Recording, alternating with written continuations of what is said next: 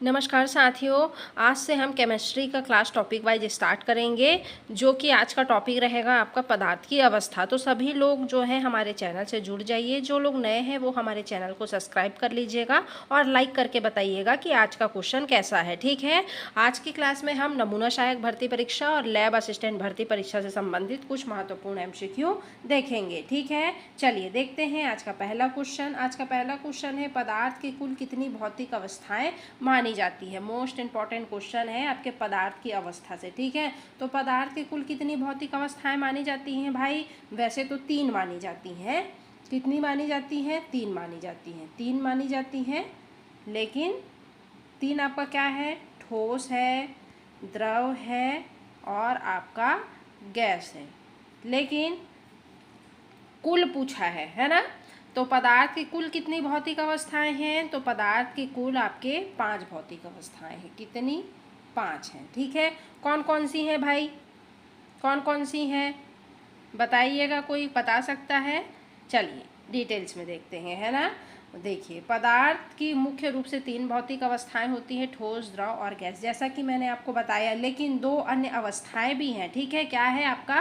Plasma और Bose-Einstein. ठीक है, जिसे BECG कहते हैं। मिलाकर जो है आपकी कुल 5 अवस्थाएं होती है। ठीक है, हम देखते हैं ठोस। ठोस के बारे में आपको पहले बताते हैं, तभी डिटेल्स में। ठीक है, ठोस क्या होता है? ठोस को बोलते हैं सॉलिड। क्या बोलते हैं जी? ठोस को सॉलिड। ठीक है, द्रव को क्या बोलते हैं? द्रव को बोलते हैं आपका लिक्विड। क्या बोलते हैं जी? लिक्विड बोलते हैं। ठीक है, और गैस तो आपका गैस ही होता है। ठीक है, नोट करिएगा आप सभी, ठोस क्या होता है भाई? ठोस क्या होता है? कोई बता सकता है क्या? ठोस, ठीक है, ये आपका पदार्थ की वह अवस्था। ठोस क्या है? नोट करिएगा, ठोस है आपके पदार्थ की वह अवस्था होती है जिसमें जो ये आपके परमाणु है ना, अणुओं के बीच क्या करते हैं? प्रबल आकर्षण बल बनाते हैं। ठीक है, जो है ये प्रबल आकर्षण बल आपका बन रहा है ना, देख रहे हो, जिसमें परमाणु क्या है, अणुओं के बीच प्रबल आकर्षण बल बनाते हैं, जिसे क्या कहते हैं? ठोस कहते हैं। ठीक है, और आपका द्रव। द्रव क्या होता है जी? द्रव क्या होता है बताइए? द्रव लिक्विड। लिक्विड बताइए क्या होता है? द्रव यह होता है, द्रव जो है पदार्थ की वह अवस्था है जिसमें परमाणु और अणु के बीच आकर्षण जो आपका बल है वो थोड़ा कम लगता है। ठीक है, ठोस में जो है प्रबल आकर्षण बल लगता है, और जो आपका द्रव है यानी कि लिक्विड, इसमें जो है आपके परमाणु और अणुओं के बीच थोड़ा कम आकर्षण बल लगता है। ये देखिए आप, है ना, थोड़ा कम आकर्षण बल लगता है। और गैस क्या होता है जी? गैस क्या होता है बताइए? गैस वह अवस्था है जिसमें परमाणु या अणुओं के बीच जो है बल आपका क्या लगता है? कम लगता है ना। तो चलिए, ये हो गया आपका, ये नोट कर लिए सभी। नेक्स्ट क्वेश्चन पर बढ़ते हैं। ठीक है, निम्नलिखित में से कौन सी पदार्थ की मूल भौतिक अवस्था नहीं है? पदार्थ की मूल भौतिक अवस्था नहीं है, आपको बताना है। ठोस है, प्लाज्मा है, द्रव है, ऊर्जा है। कौन नहीं है भाई? कोई बता सकता है क्या? नहीं है पूछ रहा है, तो आपका ऊर्जा जो है पदार्थ की मूलभूत भौतिक अवस्था नहीं है। क्यों नहीं है भाई? ऊर्जा पदार्थ की भौतिक अवस्था है क्या? नहीं है, बल्कि कार्य करने की क्षमता है। ठीक है, ऊर्जा क्या है? आपके कार्य करने की क्षमता है। ठीक है, भौतिक अवस्था कैसे हो गया? चलिए ये नोट करिएगा। ठीक, ठोस क्या होता है? ठोस, इसका जो है निश्चित आकार और आयतन होता है। किसका? ठोस का। द्रव क्या होता है? लिक्विड, इसका आयतन तो निश्चित होता है लेकिन आकार क्या होता है? निश्चित नहीं होता है। प्लाज्मा, प्लाज्मा क्या होता है? यह उच्च तापमान पर आयनित गैस होती है। कौन? आपका प्लाज्मा क्या होती है? उच्च तापमान पर आयनित गैस, जिसे पदार्थ की चौथी अवस्था माना जाता है। ठीक है, आप सभी को याद हो गया क्या जी? ठोस अगर पूछे तो इसका निश्चित आकार और आयतन होता है। किसका? ठोस का। द्रव का क्या होता है? इसका आयतन निश्चित होता है लेकिन आकार निश्चित नहीं होता है ना। चलिए इसी प्रकार हम नेक्स्ट क्वेश्चन देखते हैं। ठीक है, किस अवस्था में पदार्थ का आकार और आयतन दोनों निश्चित होते हैं? बताइए, अभी डिस्कस किए हुए हैं हम डिटेल्स में। किस अवस्था में पदार्थ का आकार और आयतन दोनों निश्चित होते हैं जी? ठोस में होते हैं ना। किस अवस्था में होते हैं? पदार्थ के आकार और आयतन निश्चित आपके ठोस अवस्था में होते हैं, है ना। तो आपका करेक्ट आंसर हो जाएगा क्या? Option number A. ठीक है। अगर आपको ऐसे ही एग्ज़ाम ओरिएंटेड एमसीक्यू चाहिए तो आप वीडियो को लाइक कर दीजिएगा। आपका एक लाइक जो है मुझे अगली क्लास बनाने के लिए मोटिवेट करता है। ठीक है, चलिए देखते हैं डिटेल्स। ठोस यानी कि सॉइल, ठीक। इसके अणु जो क्या होते हैं? बहुत पास पास। अभी ऊपर मैं समझाई हूँ ना कि जो ठोस के अणु हैं क्या होते हैं? आपके बहुत पास पास होते हैं, ऐसे। ठीक है, और इससे इनका आकार और आयतन दोनों क्या होता है? निश्चित होता है। ठीक है, याद हो गया। अगर एग्जाम में पूछे ठोस के अणु जो है आपके बहुत पास पास होते हैं, इनका आकार और आयतन दोनों निश्चित होता है जी, है ना। नेक्स्ट क्वेश्चन, द्रव यानी कि लिक्विड अवस्था की विशेषता क्या होती है आपको बताना है। देखिए, अभी मैं इसलिए बोली कि डिटेल्स को नोट करते हुए और ध्यान से पढ़ते हुए चलिएगा। द्रव अवस्था की विशेषता क्या होती है बताइए? आकार निश्चित, आयतन निश्चित। ठीक है, आकार अनिश्चित, आयतन निश्चित, आकार और आयतन दोनों निश्चित, आकार और आयतन दोनों अनिश्चित। बताइए, ये तो दोनों होगा नहीं, ये दोनों में से बताइए। बताइए, चौथा प्रश्न क्या होगा? द्रव का बताना है। ये आकार और आयतन तो आपका ठोस का है ना, ठोस का है आपका, दोनों निश्चित होते हैं। ठीक है, लेकिन द्रव का जो है आकार अनिश्चित होता है और आयतन क्या होता है? निश्चित होता है। ठीक है, तो आपका करेक्ट आंसर हो जाएगा ऑप्शन नंबर बी। चलिए देखते हैं, द्रव का आयतन क्या होता है? निश्चित होता है, लेकिन यह जिस बर्तन पे रखे जाते हैं यह क्या ले लेते हैं? उसी का आकार ले लेते हैं। कौन? आपका द्रव यानी कि लिक्विड। ठीक है, जिस बर्तन पे रखे जाएंगे यह उसी का आकार ले लेते हैं। ठीक है, नेक्स्ट क्वेश्चन, किस अवस्था में कणों के बीच आकर्षण बल सबसे कम लगता है? बताइए, आकर्षण बल कम लगता है, मैं आपको पढ़ाई भी हूँ डिटेल्स में। किस में लगता है? पांचवा प्रश्न। ठोस में तो आपका प्रबल आकर्षण बल, द्रव में थोड़ा कम लगता है, लेकिन गैस में जो है सबसे कम लगता है आपका। किस में सबसे कम लगता है? देखिए, ठोस में क्या है? पदार्थ की वह अवस्था है जिसमें परमाणु और अणुओं के बीच जो है प्रबल आकर्षण बल लगता है। किस में? ठोस में। द्रव यानी कि लिक्विड में, इसमें जो है प्रबल आकर्षण बल जो है आपका थोड़ा कम लगता है। ठीक है, लेकिन आपके जो है सबसे कम अगर पूछे तो आपके गैस में लगता है ना। तो आपका करेक्ट आंसर हो जाएगा ऑप्शन नंबर सी। चलिए देख लेते हैं भाई, गैस के अणुओं के बीच अंतर आणविक आकर्षण बल क्या होता है? न्यूनतम होता है, जिससे वे स्वतंत्र रूप से घूमते रहते हैं। ठीक है, ये नोट करिएगा भाई, सारे ही प्रश्न बहुत ही इंपॉर्टेंट हैं। गैस की संपीड्यता पर क्या प्रभाव पड़ता है जी? बहुत कम होती है, बहुत अधिक होती है, शून्य होती है या निश्चित होती है? गैस की संपीड्यता पर क्या प्रभाव पड़ेगा जी? यह बहुत अधिक होती है। क्यों बहुत अधिक होती है? चलिए डिटेल्स में समझाती हूँ मैं। ठीक है, आपको देखिए, गैस को दबाव डालकर आसानी से छोटे आयतन में क्या किया जाता है? संपीड़ित किया जाता है। किसको? गैस को दबाव डालकर, है ना, छोटे आयतन में संपीड़ित किया जाता है। ठीक है, चलिए नेक्स्ट क्वेश्चन, सूर्य और तारों में चमक का कारण पदार्थ की कौन सी अवस्था है? बताइए, सूर्य और तारों में जो चमक का कारण है वह पदार्थ की कौन सी अवस्था के कारण होता है? ठोस, द्रव, गैस या प्लाज्मा के कारण? बताइए, सातवां प्रश्न, तो आपके प्लाज्मा के कारण होता है। ठीक है, सूर्य और तारों में चमक का जो कारण होता है वो आपके कौन से पदार्थ की अवस्था के? तो प्लाज्मा के कारण होता है। तो आपका correct answer option number D हो जाएगा। चलिए देखते हैं डिटेल्स। प्लाज्मा अत्यधिक उच्च तापमान पर आयनित गैस होती है। कौन? प्लाज्मा। ठीक है, उच्च तापमान पर क्या होती है? आयनित गैस होती है, जो सूर्य और तारों में पाई जाती है। ठीक है, कौन? आपका प्लाज्मा। चलिए next question, neon sign bulb में किस अवस्था का प्रयोग होता है? तो नियॉन साइन बल्ब में किस अवस्था का प्रयोग होता है जी? आठवां प्रश्न। तो नियॉन साइन बल्ब में जो है आपके प्लाज्मा अवस्था का प्रयोग होता है। ठीक है, तो आपका करेक्ट आंसर हो जाएगा ऑप्शन नंबर बी। चलिए देख लेते हैं डिटेल्स। नियॉन साइन और ट्यूब लाइट के अंदर प्लाज्मा यानी कि आयनित गैस होती है। जो आपका नियॉन साइन बल्ब है या ट्यूब लाइट जो कि आपकी घरों में लगाते हैं ना, इसके अंदर जो है प्लाज्मा यानी कि आयनित गैस होती है आपके ट्यूब लाइट या बल्ब में, जो विद्युत धारा प्रवाहित होने पर चमकती है। ठीक है, जैसे देखते हो ना लाइट जलता है ना, उसमें विद्युत धारा प्रवाहित होती है, तभी वो क्या होता है, चमकता है। ठीक है, चलिए नेक्स्ट क्वेश्चन देखते हैं। पदार्थ की 3 अवस्थाएं, जैसे कि हम पढ़े ठोस, द्रव और गैस के अंतरा आणुक बल का सही घटता क्रम क्या होगा, आपको बताना है। ठीक है, पदार्थ की 3 अवस्थाएं होती हैं, एक है आपका ठोस, द्रव और गैस। ठीक है, तो इसका घटता क्रम क्या होगा जी, यही ठोस, द्रव, गैस ही होगा। ठीक है, अगर बढ़ता क्रम बोले तो आप क्या करेंगे, गैस, द्रव और ठोस करेंगे। समझ आ गया। बढ़ता क्रम बोलेंगे तो पीछे से जमाना है, गैस, द्रव और ठोस।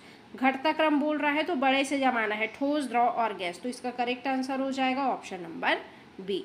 चलिए डिटेल्स देखते हैं भाई। ठोस अवस्था में अणुओं के बीच का आकर्षण बल जो है सबसे मजबूत यानी कि मैं बताई ना प्रबल होता है, जबकि गैस में सबसे कमजोर होता है। ठीक है, जो कि आपका आकर्षण बल है। ठीक, नेक्स्ट, बीईसी अवस्था प्राप्त करने के लिए गैस को क्या किया जाता है। बीईसी अवस्था प्राप्त करने के लिए गैस को क्या किया जाता है जी, इसका आंसर आप सभी मेरे को कमेंट बॉक्स में कमेंट करके बताएं। चलिए नेक्स्ट क्वेश्चन। ठोस से सीधे गैस में बदलने की प्रक्रिया को क्या कहते हैं। मोस्ट इंपॉर्टेंट क्वेश्चन है, कई बार आपके एग्जाम में पूछे जा चुके हैं। ठोस से सीधे गैस में बदलने की प्रक्रिया को क्या कहेंगे जी, क्या कहेंगे, ऊर्ध्वपातन कहेंगे। ठीक है, ठोस से सीधे जो कि आपके गैस में परिवर्तन हो रहा है, इस प्रक्रिया को हम लोग ऊर्ध्वपातन कहते हैं। ठीक है, तो आपका करेक्ट आंसर हो जाएगा ऑप्शन नंबर सी। चलिए देख लेते हैं भाई, उदाहरण है ना, कपूर या अमोनिया क्लोराइड को गर्म करने पर वो बिना द्रव यानी कि लिक्विड बने सीधे गैस में बदलते हैं। देखे होंगे, कपूर हो गया आपका, अमोनिया हो गया। अमोनिया क्लोराइड को, कपूर और अमोनिया क्लोराइड को हम लोग गर्म करेंगे तो वो क्या द्रव यानी कि लिक्विड में बदल जाता है क्या, नहीं, सीधे गैस में बदल जाते हैं, है ना। चलिए नेक्स्ट क्वेश्चन। कपूर का जलना या उड़ना किस प्रक्रिया का उदाहरण है, बताइए। कपूर का जलना या उड़ना किस प्रक्रिया का उदाहरण है, तो आपके ऊर्ध्वपातन पढ़े हैं ना अभी, ऊर्ध्वपातन प्रक्रिया का उदाहरण है। ठीक है, प्रक्रिया का, तो आपका करेक्ट आंसर हो जाएगा ऑप्शन नंबर बी।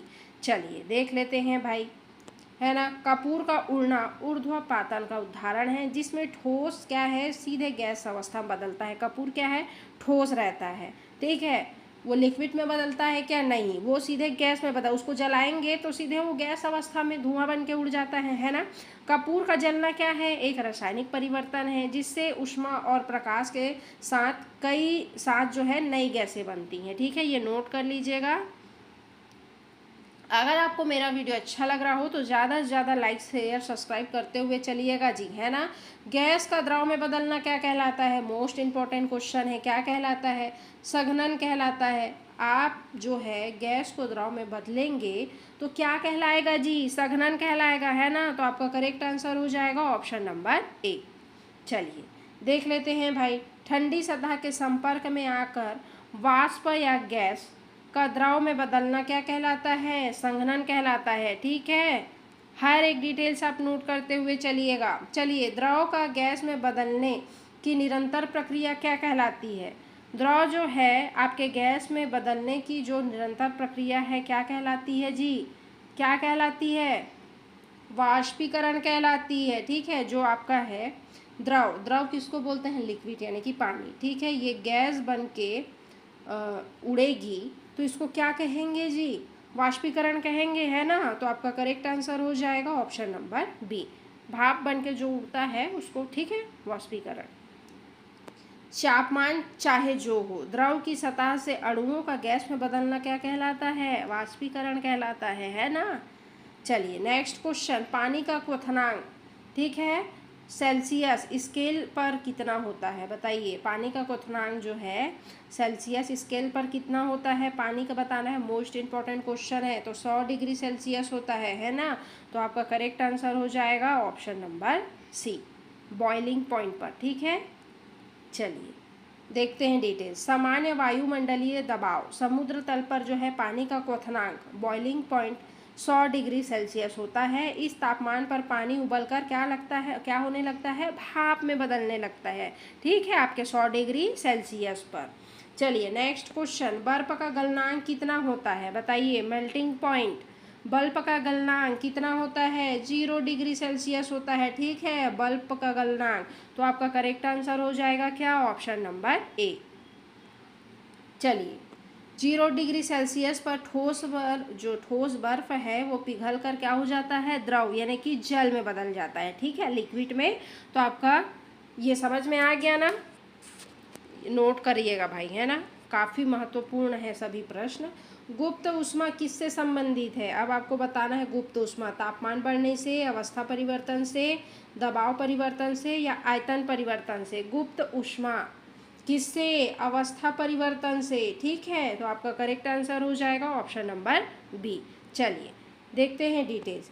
तापमान बदले बिना पदार्थ की एक अवस्था से दूसरी अवस्था में बदलने के लिए आवश्यक ऊष्मा गुप्त ऊष्मा है। ठीक है, तापमान के बदले बिना पदार्थ की एक अवस्था से दूसरी अवस्था में बदलने के लिए आवश्यक जो ऊष्मा होती है वो क्या होती है, आपका गुप्त ऊष्मा होती है जी, है ना। चलिए नेक्स्ट, बर्फ की गलनांक की गुप्त ऊष्मा लगभग कितनी होती है, अब बताना है। बर्फ की गलनांक की गुप्त ऊष्मा कितनी होती है, 334 जूल प्रति ग्राम होती है। ठीक है, ये नोट करिएगा भाई, है ना, 334 जूल प्रति ग्राम। आपका करेक्ट आंसर हो जाएगा ऑप्शन नंबर ए।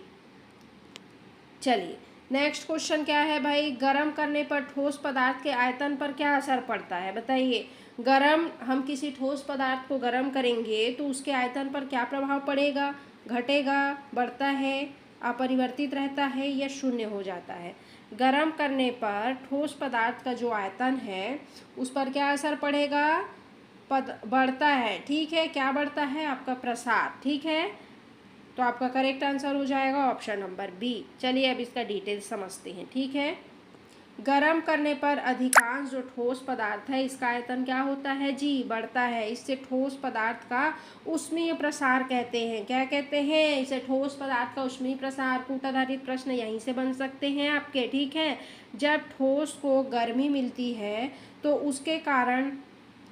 उसके जो कण हैं तेजी से हिलने लगते हैं और एक दूसरे से क्या हो जाते हैं, थोड़ा दूर हो जाते हैं। ठीक है, इससे ठोस वस्तु का आकार और आयतन दोनों में क्या होती है, वृद्धि होती है जी, है ना। चलिए नेक्स्ट क्वेश्चन देखते हैं क्या है। किसी तापमान पर सभी गैसों का आयतन सैद्धांतिक रूप से शून्य हो जाता है, बताइए। किस तापमान पर जो है सभी गैसों का आयतन सैद्धांतिक रूप से शून्य हो जाता है भाई, किस तापमान पर होता है, कोई बताइएगा। तो आपके -273.15 डिग्री सेल्सियस पर, जो कि है सभी गैसों का आयतन सैद्धांतिक रूप से क्या हो जाता है, शून्य हो जाता है। मोस्ट इम्पॉर्टेंट क्वेश्चन है, तो आपका करेक्ट आंसर हो जाएगा ऑप्शन नंबर बी, है ना।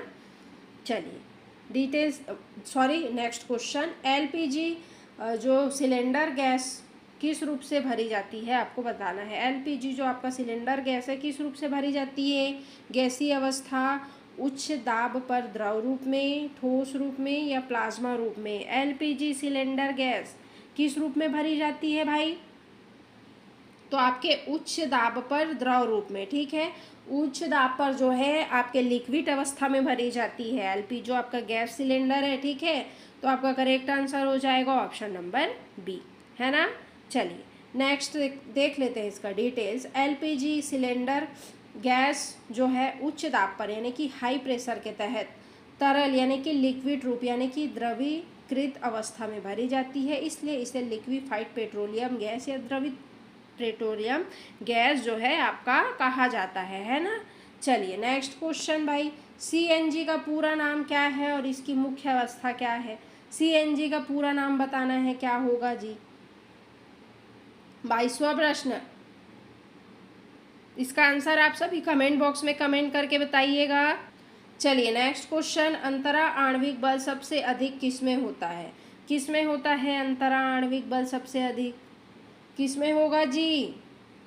आपके ठोस में होगा, ठीक है। अंतरा जो आणविक बल है आपके ठोस में होता है, ठीक है। ठोस, ठोस में क्या होता है, आयनिक ठोस, है ना, धात्विक ठोस, ससंयोजी ठोस, और आपका होता है आणविक ठोस, ठीक है, जिसमें अंतरा आणविक जो बल है सबसे अधिक ठोस में ही लगता है, ठीक है। तो आपका करेक्ट आंसर हो जाएगा ऑप्शन नंबर सी। चलिए देख लेते हैं, पदार्थ की वह अवस्था में अंतरा आणविक बल सबसे अधिक ठोस होता है, ठीक है। इसमें ठोस होता है, ठोस के अणु एक दूसरे के बहुत पास पास होते हैं, मैं बताई ना, ये ठोस के अणु हैं एक दूसरे के एकदम पास पास होते हैं, ठीक है। और जो कि आपके द्रव के हैं थोड़ा दूर दूर होंगे, और गैस के तो एकदम ही दूर दूर होंगे, ठीक है। ये आपको मैं शुरू में ही बताई हूँ। चलिए नेक्स्ट क्वेश्चन भाई, दाब बढ़ने पर किसी गैस का आयतन क्या होता है, बढ़ता है, घटता है, समान रहता है या पहले स्थिर रहता है। मोस्ट आईएमपी क्वेश्चन, बताइए दाब बढ़ने पर किसी गैस का आयतन क्या होता है, क्या होगा जी, घटता है। दाब बढ़ेगा तो गैस का आयतन क्या होगा जी, घटेगा, है ना। तो आपका करेक्ट आंसर हो जाएगा ऑप्शन नंबर बी। चलिए देखते हैं, ठीक है। बायल के नियम अनुसार दाब बढ़ने पर गैस संपीड़ित होती है और आयतन क्या होता है, कम होता है ना। चलिए नेक्स्ट क्वेश्चन, पदार्थ की किस अवस्था में कणों की गति अधिकतम होती है, बताइए। पदार्थ की वह कौन सी अवस्था है जिसमें कणों की गति अधिकतम होती है जी, ठोस, द्रव, गैस या BEC, बताइए। 26वां प्रश्न क्या होता है, गैस। पदार्थ की वह अवस्था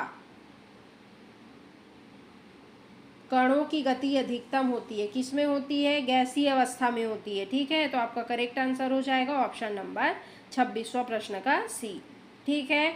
चलिए देखते हैं, पदार्थ की गैस अवस्था में कणों की गति अधिकतम होती है। गैस के कणों के बीच जो है आकर्षण बल बहुत कम होता है, ठीक है। इससे वे खाली जगह पर बहुत तेजी से स्वतंत्र रूप से क्या होते हैं, सभी दिशाओं में घूमते हैं, है ना।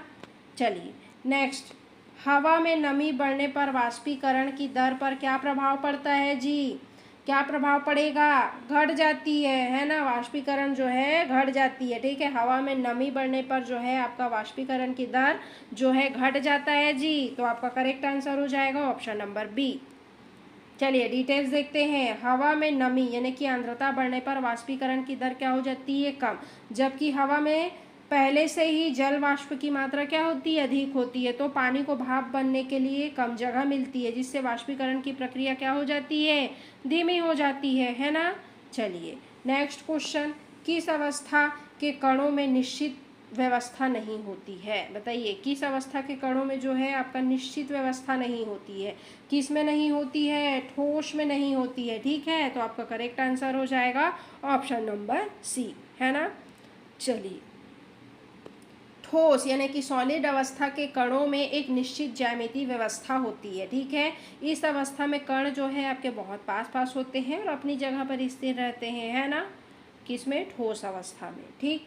नेक्स्ट, SI पद्धति में तापमान का मात्रक क्या है आपको बताना है। तापमान का मात्रक क्या होता है जी, केल्विन होता है, क्या होता है, केल्विन होता है। तो आपका करेक्ट आंसर हो जाएगा ऑप्शन नंबर सी। चलिए नेक्स्ट क्वेश्चन देखते हैं, पदार्थ की अवस्था परिवर्तन के दौरान तापमान लगातार बढ़ता है, घटता है, स्थिर रहता है या शून्य हो जाता है, बताइए। पदार्थ की अवस्था परिवर्तन के दौरान तापमान कैसा रहता है, तो स्थिर रहता है ना, ठीक है। पदार्थ की अवस्था में जब परिवर्तन होता है इसके दौरान आपका जो तापमान है स्थिर रहता है। तो आपका करेक्ट आंसर हो जाएगा ऑप्शन नंबर सी।